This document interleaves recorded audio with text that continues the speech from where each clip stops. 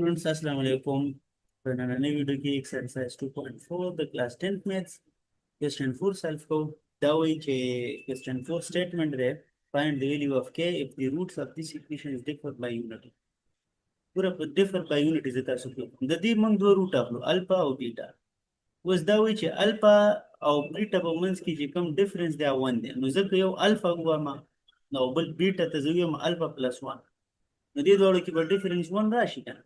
यानी alpha minus alpha plus 1 هنا براشي 1 تقدر نزيد ده دو روت كونسيدر کوم موږ سوليوشن سٹارټ کو چې let alpha be the root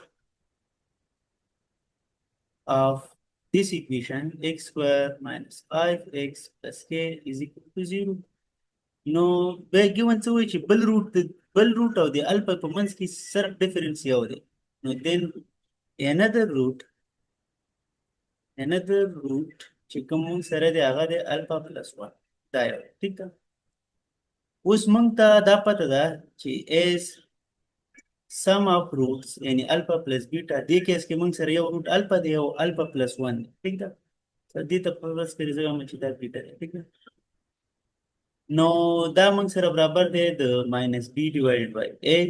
دلته کې بی ماینس 5 دی ماینس 5 او ا موږ سره 1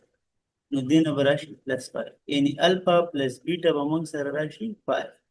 او الفا بیٹا څه دي ګورئ الفا بیٹا څه دي الفا پلس 1 دی دا وګورئ نو الفا پلس 1 is equal to 5 د دې دا مطلب دی چې 2 الفا پلس 1 is equal to 5 دا 22 کاری دا الفا دا ون چې خو وړم دا ماینس شي دا دلته کې 4 شي به 2 الفا is equal to 4 او 2 ډیوایډ کوم نو الفا is equal to 2 چې الفا 2 رااله بیٹا به سره راشي ور بیٹا الفا پلس 1 دی کنه دا به 3 راشي او مونږ ته دا پته ده چې الفا ملټیپلای بیٹا دا سی ډیوایډ بای ا برابر دی او سی مونږ سره په دې کیس کې دی کې او ا د مونږ سره 1 نو دا مونږ سره پیرا یعنی چې الفا اور بیٹا پروڈکٹ کی کم زیادہ کیا برابر دوست الفا اور بیٹا مونږ سره معلوم دی چې دا 3 او 2 دی نو 2 multiply 3 is equal to k or